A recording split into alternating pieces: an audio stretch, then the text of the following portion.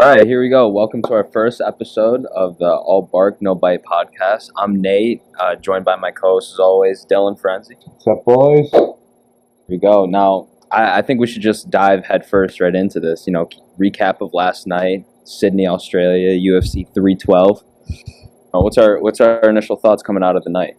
I thought that was actually a really good card. I'd like to talk about the highlighted prelim fight, the Jack Jenkins versus Gabriel Santos fight. That was I was rooting for Jack Jenkins in that, to be honest. I had money on Jack Jenkins, and Frustrating. boy, it was a good fight. Good fight.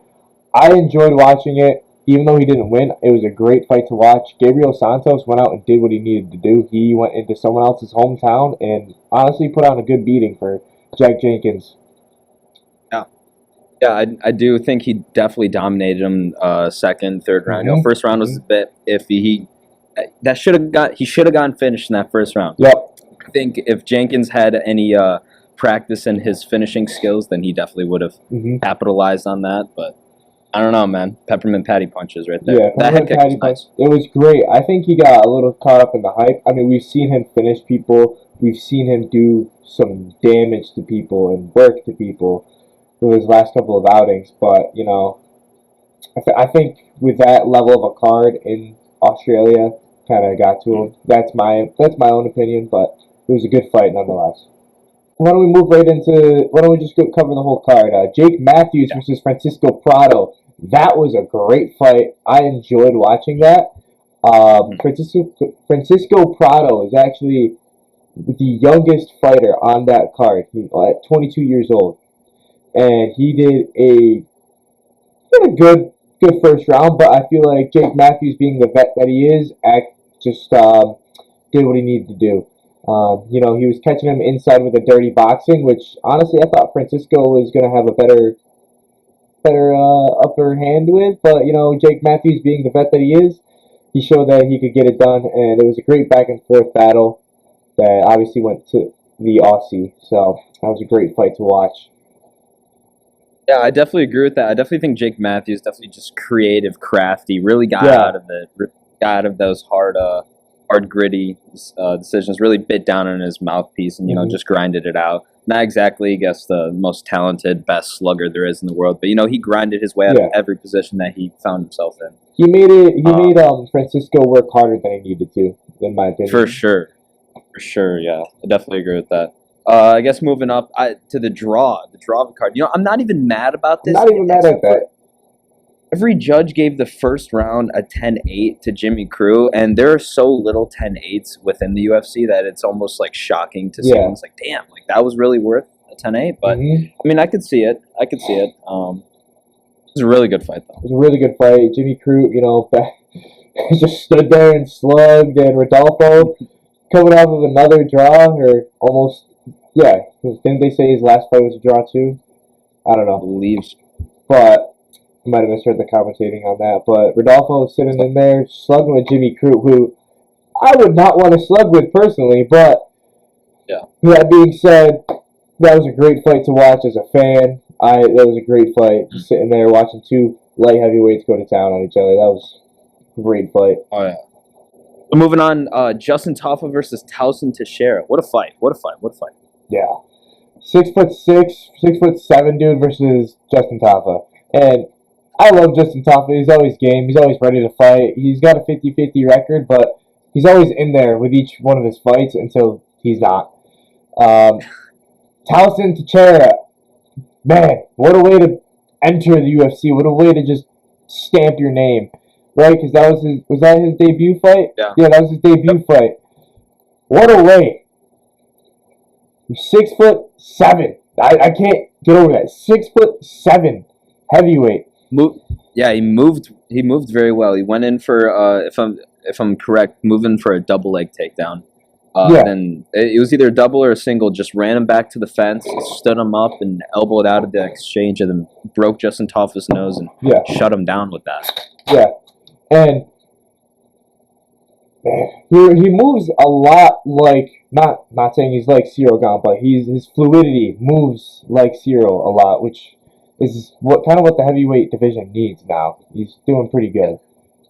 I agree. I think the heavyweight division definitely had their era of plotty, small guys that were definitely on TRT and definitely on different steroids, and then you got the fatter guys Brock that Lesnar. still kind of moved around. Yeah, Prime Lesnar. Then you got DC up there, and then now I think we're moving into the more really athletic heavyweights, Yes. and I'm really excited for that. The Aspinall, Cyril Gane even, and Teixeira coming up. Yep, that's a great fight, man. Wei Li and Tatiana Suarez. Damn. Yeah. Now, I don't know if you saw the odds going into the fight.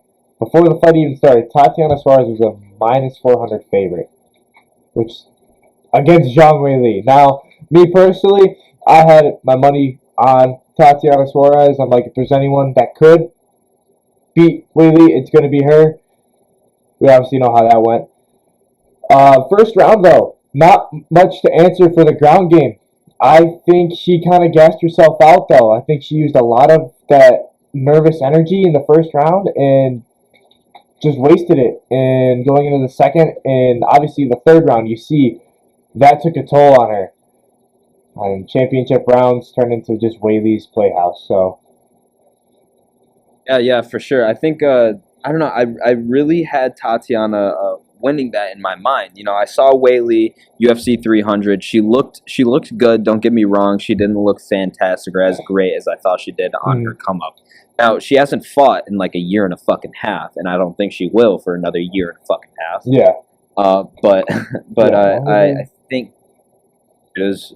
I think her last fight was 300. Like Last April. fight was April 13th against Yan, the other Chinese Yan fighter. Xiaonan? Yan Xiaonan. Yeah. And then before that was 2023. Then before that was twice in 2022. That's looking like some boxing activity, bro. That's crazy. Literally. No way she makes that much money to just chill out. Maybe she does. Maybe she does. Maybe she does. Or she does. But whatever. Anyways, I really think Zhang Weili had no response for that ground game within the first round. And yes, you're completely right. I do think that Tatiana really used all of her nervous energy that she should have. No, it's a 5-round fight, brother. Come on. 5-round fight. Yeah, gotta conserve. If she went into I think if she went into that fight with the same game plan but implemented it a little bit later, where she's using the first round to feel her out like a normal championship fight would be, feel her out, maybe just fake the wrestling, just give her all the wrestling fakes. In the second and third round, start to turn up in the fourth and fifth round. Preserve your energy and still be able to just out wrestle her. I feel like that would have been the correct way to win that fight. Obviously, Wei Li is no pushover and can quickly make an adjustment, as you saw from the first to the second round. Huge adjustment. Obviously, energy played in the factor, but huge adjustment even from the second to third round by Wei Li. There's an adjustment every round, it seemed, to the Wei Li just started to take it up a notch each time. We saw a very sloppy shot going into the second round that got turned into an immediate reversal, which I thought was like that. I went from watching the fight like this to watching the fight like this. It was very. It changed. That changed the tide of it. I was like, damn, that's pretty cool. I also believe that Tatiana Suarez really. Not only did she gas herself out with the cardio of grappling, but she also really gassed herself out with guillotine attempts, because she tried like 2 or 3, consistently do it to the point where you're just holding yourself on and tiring your arms out. If she were to come in and they get a rematch, if she were to come in with a different game plan and maybe a little bit more of I don't know. I don't want to say cardio, because I know as a fighter we always come in with the cardio. I think just a different game plan and a different approach. She could. She's very well one of the few people that could take that from Wei Li. Yeah, I definitely agree with that. Like I said, it would be really hard, especially seeing Wei Li like really seem like kind of like a Taporia type, really work her way Yeah. up as the fight goes on. It was impressive to see. Mhm. Like you said, fighters always come in with cardio. Yes. But for someone to control their cardio throughout 5 rounds is super impressive. Super impressive. Speaking of Taporia, let's jump back a little bit. I forgot to mention Alex. Where is he? Alexandre. Alexandre Taporia. He was the opening of the prelim card. I thought he had a pretty solid debut. I wouldn't say it was spectacular by any means, but I think it was solid. It was a very good showing of the Taporia last name and that plodding forward style, that matador style of just I'm going to walk you down and get in your face. As you see, that huge suplex that he landed was pretty cool, and he did land some nice combos. I was expecting a little bit more though. That's just me though, and just probably because I'm thinking of Ilia Taporia, but 2 different fighters, 2 different people. I thought it was a pretty solid debut by him. Just not what I expected. Yeah, for sure. I definitely kind of expected more, like you said. I also thought it was kind of weird that they have matching back tattoo. I mean, like, since they're brothers, it kind of gives them a little bit of a pass. But Yeah, if to have something matching that big is a little weird. His wrestling looked really well as expected with Ilya's known ground game. Yeah. And them being Georgia and Georgian with their wrestling.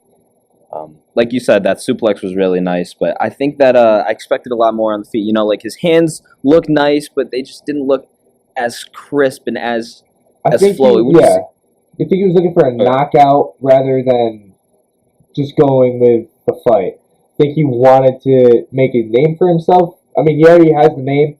He's got the last name. Your brother's a champion. I think all he needed to do was go out there and do what he did and not look for a knockout. But that's my opinion in all of that. Yeah, and before this, I did do a little more research or in depth on Colby Thickness, and I saw that he consistently loses the first round a lot. So for him to come out and lose that first round like that, I can't say I wasn't too surprised, but I definitely was. Damn. Yeah. Especially after that the first finish with that that nice 1-2. Yeah. Moving to our main event, DDP. Man, Gotten better. Now, as much as I'm stained. My heart hurts. He did Izzy dirty. That's all I gotta say. Is my heart hurts. Did him dirty. This dude, like, in all the betting odds, he seems to be the underdog in most of them, and then quickly turns into the favorite halfway through the fight. Yeah. I believe he opened as an underdog before Strickland went through, but man, his jab was on point. Shattering that nose of Strickland changed everything. I mean, the total strikes is fairly similar. They both landed a decent amount. Strickland landing 128 and DDP landing 149. 147 of those being significant, 128 of those being significant from Sean. It was a great fight.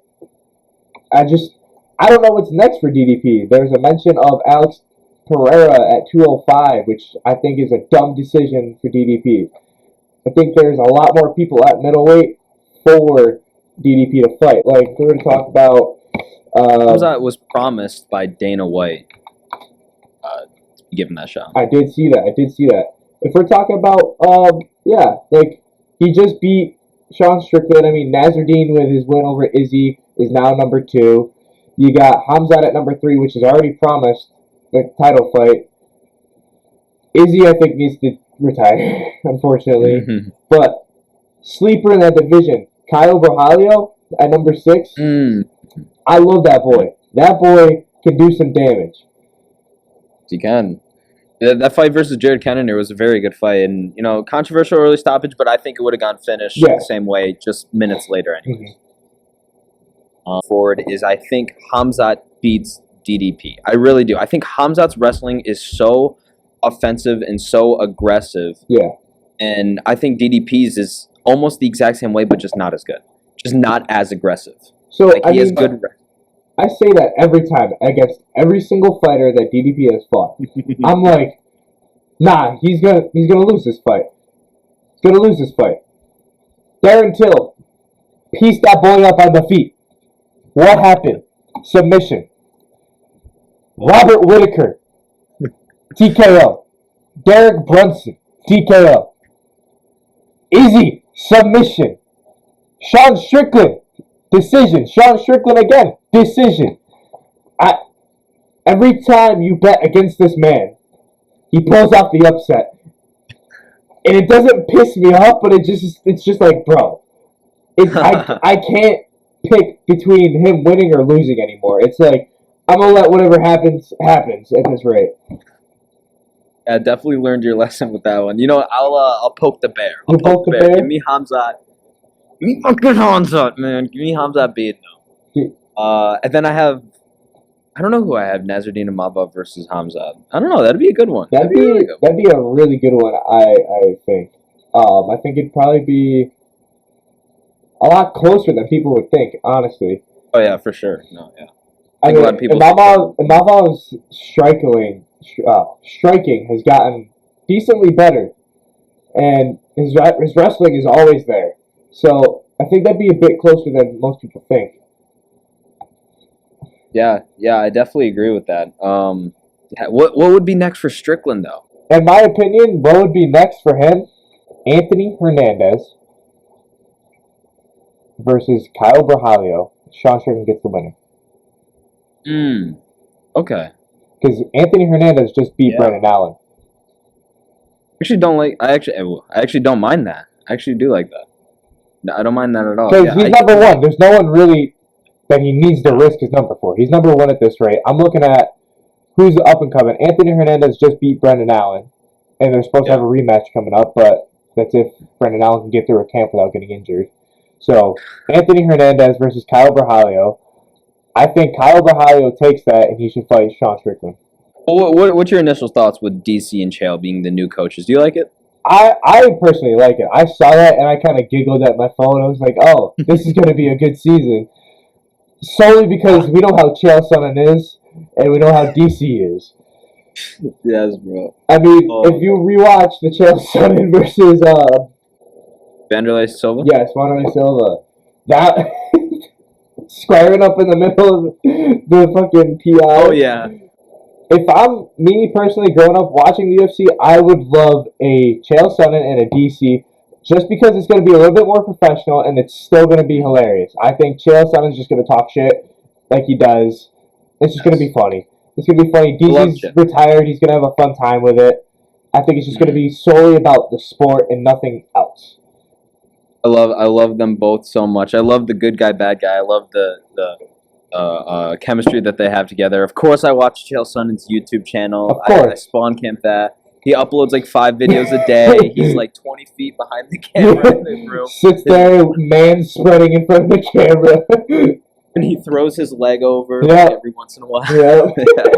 I really think that this will definitely bring in the big fans of the sport, the people who really know that Chael Sonnen is the best public speaker of all time. Yeah.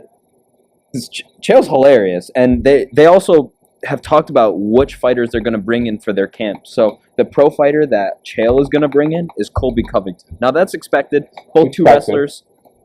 Yeah, but that's not a bad pick. Don't get me wrong. Colby's not the best guy ever, but he's definitely a good coach. Definitely makes a better coach than he does a fighter.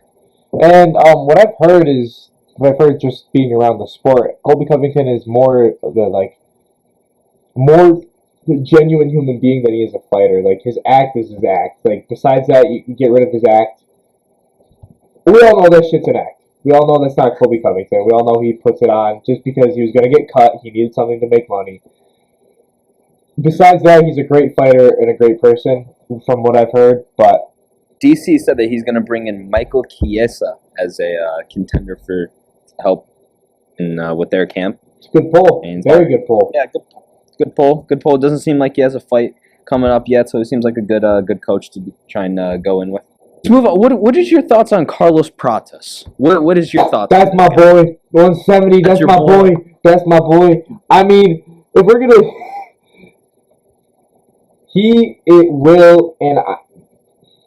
don't quote me when I say, or don't make fun of me. He will be a title contender very soon.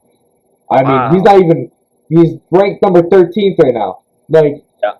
give him a little more respect. I think he definitely has gotten a quick shot to stardom, and I think it's well deserved. He's one of the fighters that do deserve this quick shot to stardom. If we're looking at him, I mean, 11 fight win streak, 16 wins by knockout, 9 first round finishes. He's just a menace. What is this? His last fight against Neil Magny, beat the brakes off Neil Magny, beat the brakes off Li Jianlang, and this Radke also knocked him out. But for him to celebrate with getting on the cage and smoking or drinking some whiskey and being a regular smoker just makes it all the best. I just think he's a badass. So he's got all of my respect in the world. I think, me personally, I know you think otherwise looking at your notes. Yeah. I can see him beating JDM. I see him beating JDM. He definitely will make it hard for Ian Gary. Yeah, on the feet for sure, yeah. And tell me why the only person I see him struggling with is going to be Shavkat, Leon, and probably Sean Brady. Well, Bilal could blank it. If Bilal chooses not to stand with this guy, he has a chance. If Bilal does what Bilal does best, he has a chance. Has a chance. Now, like I said here in these notes, I said he'd be a top 10 gatekeeper because not gonna lie, when he beat Neil Magny, him and Shavkat beating Neil Magny is the most I've ever seen anyone go, holy shit, someone just beat Neil Magny. Buckley definitely would have him in a hard fight for him because Buckley's strong. Buckley's real strong. Like I said, if he wobbles him, puts him on Bambi legs, make him do the fucking Irish jig out there. Never know. He is, but the thing with Buckley is, will he... Take a look at the Kevin Holland fight. He struggled with reach, and same thing with Imavov. He's struggled with reach before. I mean, granted, he manhandled Colby Covington, but Colby doesn't have much reach on him. No, and doesn't have much reach. No, I think you're right because even in the Wonder Boy fight, like the only way he got the knockout was with that gazelle, like that leaping hook, that gazelle hook there. He closed the range. If it's at range, Steven wins. If it's at range, Imavov wins. If it's at range, what's his face wins? Kevin Holland wins. This Michael Morales dude, like 17-0, that's a problem right there. That's a problem right there. That's a good fight to make right there. Number 12 and number 13 walks through Colby Covington. Gilbert Burns could pose some issues on the ground, but the reach is way different. But JDM and Carlos Prates would be a good fight. I don't see him fighting Kamaru. Shavkat and Carlos would be a good fight. Leon and Carlos would be a good fight. It's all dependent on... We need to see a little bit more out of Carlos. I think he needs a couple more fights before we talk about a top 5 fight. But I'm rooting for him every step of the way. Alright, it's very bad, but he's running in basically at Killcliff FC against this... I don't even know who this fighter is. Running in, jumps, and then fighter steps back, throws it overhands, and gets slumped. Me personally, if that would happen, if that happened to me, I'd be pretty pissed off because obviously you can see Kevin Lee's not trying to knock his head off. He's clearly taking a little fast walk to him to jump and place this knee. It's not coming at him with... Knee didn't even extend out. No! Like, he just jumped up. Like, I'm reading the comments. The fact that he just walked off says everything we need to know about that partner. And it's, like, pretty stupid thing to do in sparring, but it's like, okay, at the same time, why throw it full force? It's sparring. You're here to get better and train. Yeah. And it's just... Yeah, 5% knee versus a 100% punch. Exactly. Stupid. That counter was crazy. I don't know if he chopped it up to reaction. Like, of course, like you see something come in and you're gonna slip it real quick. Like that's just your reaction. Maybe. But there's a difference between placing a strike and I'm gonna knock you out, bro. Like, Because he had to have tracked him through the air coming down. he's like, I see him running at me, actually walking at me, leaping at me. Man, stop going hard. Kevin Lee didn't have head guard. Yeah, didn't. Stop going hard during sparring. Just get better. That's what sparring is for. Get better. Get your timing down. You don't need to go and knock someone the fuck out. Speaking of UFC fighters getting knocked out, Johnny Walker versus a 19-year-old boxer. There you go. Now, when I saw that video, I can't lie. When I first, if I didn't know who Johnny Walker is, I thought it would have been the other way around. You know, I'd have been Literally. like, what the fuck? Yeah, just what the fuck is? What are you doing? It's very frustrating to watch as someone who, knows striking, a decent amount. Like it knows it, like what to do, what not to do, and it's just what the fuck is going on? Yeah, I found the video. Johnny Walker's in this red and he's swinging, like swinging hard, and this boxer just takes a step back into an uppercut hook and he's out. He's out. Again, another reason why you don't go hard during sparring. You are a UFC light heavyweight professional fighter. You need to maintain that reputation. You're not going to go hard with a 19-year-old. Use your head. Get better in sparring. That 19-year-old can help you. This is the end of the first episode here. This is it. Peace out from me. Peace out from me. Leave some suggestions of what you guys want to hear, and we'll go from there.